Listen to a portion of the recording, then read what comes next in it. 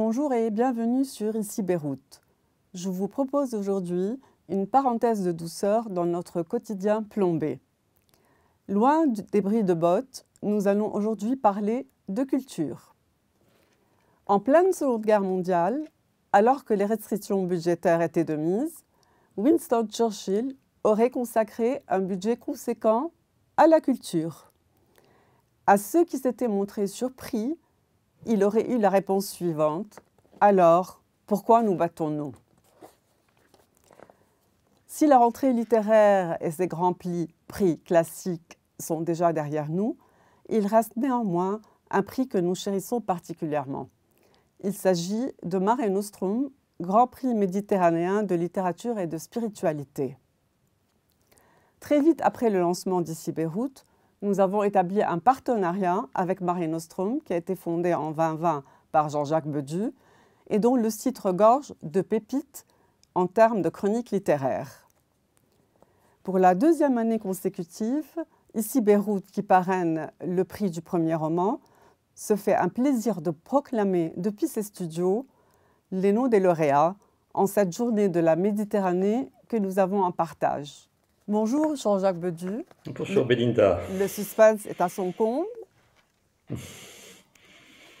Tout à fait, tout à fait. Je vous remercie de cette introduction et de ces mots de Churchill qui sont effectivement très importants, surtout dans la période que nous vivons, que vous vivez au Liban et dans tout le Proche-Orient. Et c'est vrai que ce prix Mare Nostrum est pour nous très important, ce partenariat avec Ici Beyrouth également, et nous nous en réjouissons vraiment chaque jour. Je tiens à ce partenariat qui est exceptionnel et soutenir par le cœur donc ce Liban que je chéris également. Dites-nous s'il vous plaît, comment se sont passés les votes? Est-ce que ça a été stressant? Est-ce qu'il y a eu des petits conflits comme ça entre amis? Il n'y a pas de conflit entre amis. Ça a été surtout sur le premier roman, ça c'était vraiment sur le premier roman extrêmement acharné parce qu'il y avait des jurés qui voulaient voter pour un ouvrage, qui défendaient un ouvrage, d'autres qui défendaient d'autres. Donc on est allé jusqu'au 5e tour pour élire le lauréat que vous annoncerez justement. Ça a été pareil en roman, mais ça c'est ce qui est génial dans ce prix et dans ce prix littéraire, c'est que c'est un prix de lecteur. Donc c'est pas un prix qui est soumis à, à des pressions éventuelles d'éditeurs ou que sais-je, hein. Donc nous on est vraiment une bande d'amis, point. Donc voilà. Donc on s'enguirlande, pas de moi l'expression, ça c'est clair, mais de manière affectueuse, et après tout le monde est content de toute façon, et je crois que cette année particulièrement nous avons un très beau palmarès.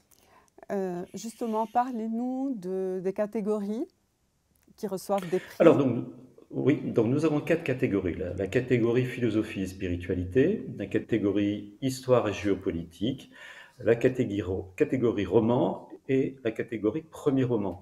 Nous avons, par rapport à la toute première année, nous avions une catégorie essai et une catégorie roman.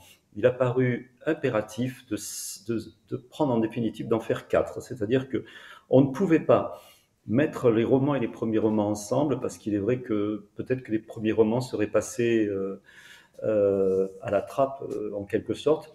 Quoique cette année, on avait un excellent premier roman qui aurait pu gagner dans la catégorie roman. Il en est de même pour les catégories philosophie et spiritualité, histoire et géopolitique. Il fallait le subdiviser effectivement parce que la spiritualité aurait tendance peut-être à l'emporter sur l'histoire. Donc, nous avons créé en fait ces 4 catégories qui répondent parfaitement, enfin c'est ce que nous pensons, à toutes les problématiques méditerranéennes. Et qu'en est-il des dotations? Alors, les dotations, donc chaque prix est doté de 3 000 euros, moyennant éventuellement, s'il y a une traduction, 700 euros qui vont au traducteur. Et les jurys? Les Alors, jurys les sont jurys, c'est un composés. jury, ce sont des jurys qui sont composés de bénévoles, de passionnés, entre guillemets, semi-professionnels de la littérature, parce qu'il y a des auteurs, il y a des universitaires, mais ce ne sont pas des personnes qui sont liées, comme je l'ai dit tout à l'heure, à des maisons d'édition. Donc ils sont tout à fait indépendants. Ils sont renouvelés chaque année. Certains vont du premier roman en roman, certains vont d'histoire en géopolitique, en philosophie spiritualité. Donc parce qu'on a des spécialistes des essais et on a des spécialistes des romans. Hein. Donc voilà comment sont composés les jurys. Puis le jury est anonyme. Sont anonymes, donc on ne publie pas les noms des jurés. Bon, alors on laisse le suspense se poursuivre ou on passe par et, on commence à annoncer le nom des Ah, lauréats. c'est vous qui avez la main, chère Belinda. Je vous laisse en décider. Bon, alors on va commencer par philosophie et spiritualité, si vous voulez bien. Alors, Bien qui sûr. a été le gagnant? Alors, donc le lauréat est Daniel Marguerat pour Paul de Tarse, L'enfant terrible christianisme aux éditions du Seuil. Et est-ce que ça a été difficile de départager? Alors, pas cette année, contrairement à l'année dernière. C'est vrai que cet ouvrage, qui était l'ouvrage d'un exégète et d'un bibliste de renommée internationale, nous a paru presque de soi, hein, arrivé de soi. Il a écrit une très belle biographie, qui est assurément une biographie d'autorité. Certes, ce n'est pas la première, mais il a vraiment mis en valeur tout ce qu'a apporté Paul de Tarse grâce aux apports des cultures grecques et hébraïques. Il y a une vraie qualité d'analyse. C'est un livre qui est très facile à lire, la plume est très très élégante, et donc c'était évident que cet ouvrage irait enfin, du moins, pardon, que ce prix pouvait aller à Daniel Marguerat. Il y a également eu de nombreuses voix pour Maurice Ruben Ayoun et la philosophie juive aux éditions du Cerf. Maintenant, si vous pouvez nous annoncer le nom du lauréat de la section Histoire et géopolitique.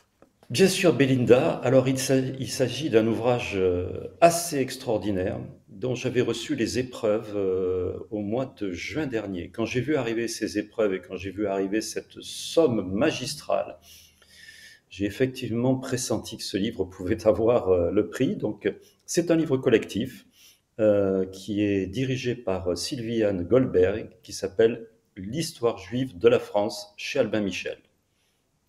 Je suppose que en fait, les événements tragiques que la région traverse ont dû certainement influencer les jurés ou pas vraiment?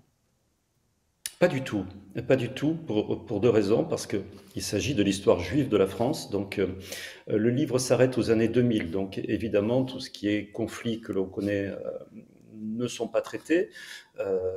Et surtout, c'est un livre qui retrace ces 2000 ans d'histoire, de l'histoire juive. Nous arrivons aux deux sections, aux deux catégories qui sont très attendues, le roman méditerranéen et le premier roman.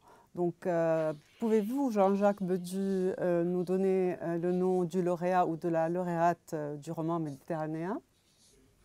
Bien sûr, alors là, il s'agit d'un ouvrage également exceptionnel, donc qui est le troisième tome de ce qui n'est pas une tétralogie, mais qui va connaître en principe deux autres tomes. Donc le troisième tome d'ouvrage d'Antonio Scurati, qui s'appelle M étant Mussolini, les derniers jours de l'Europe aux éditions Les Arènes. Jean-Jacques Bedu, pouvez-vous nous parler un tout petit peu de l'ouvrage de Scurati? Alors, cet ouvrage est extraordinaire parce que donc il s'agit du troisième tome. Antonio Scurati est journaliste et a entrepris un travail absolument extraordinaire, c'est de faire non pas une biographie, mais une vie romanesque de Mussolini, mais s'appuyant sur des documents de l'époque. C'est pour ça que l'on trouve dans cet ouvrage des références extrêmement solides. Et là, on voit comment dans les années 38-40, Mussolini est en train de basculer dans le chaos parce que ce n'était pas forcément évident, c'était pas forcément le cas, on n'était pas sûr qu'il allait basculer vers Hitler, et on a ce climat angoissant de 38-40. Il fait un portrait sans complaisance du Duce et qui est partagé entre l'ivresse du pouvoir et surtout le pressentiment du désastre. Parce que, en fait, Mussolini était très, très européen. cet ouvrage est primé parce qu'il est extrêmement important dans le climat d'aujourd'hui. Il a un succès énorme en Italie, évidemment, à la suite de l'élection de Giorgia Meloni, mais il résonne particulièrement en nous, à la fois en Europe et dans le monde, où l'on pressent qu'un certain nombre de régimes plus ou moins autoritaires sont en train de naître. Donc, c'est ce que le jury a voulu couronner avant tout. D'abord, c'est ce travail extraordinaire et cette prescience et ce récit haletant qui sonne comme un impérieux appel à la vigilance. Nous arrivons au premier roman que j'ai le plaisir d'annoncer moi-même, puisque ici Beyrouth a proposé donc de le doter. Il s'agit de L'autre part de Morgane Haz, qui est édité chez Plon. Je vais laisser Jean-Jacques Bedu nous en dire davantage. Bon, ça c'est un merveilleux coup de cœur. À vrai dire, nous en avions deux. Enfin, je parle pour moi puisqu'il y avait également Rhapsodie balkanique qui me plaisait beaucoup. Je ne savais pas décider entre l'un ou l'autre, mais comme Rhapsodie balkanique a été écarté au troisième tour, c'est au cinquième que nous sommes arrivés effectivement à Morgane Haz. Et Morgane Haz, c'est un coup de cœur. C'est un coup de cœur pourquoi? Parce qu'elle raconte avec une plume magistrale, avec beaucoup de tendresse, avec beaucoup de poésie, l'histoire de sa grand-mère qu'elle découvre à travers une vieille photographie, à travers quelques lettres, et elle enquête sur ce que fut cette grand-mère qu'elle ne connaissait pas à Tanger.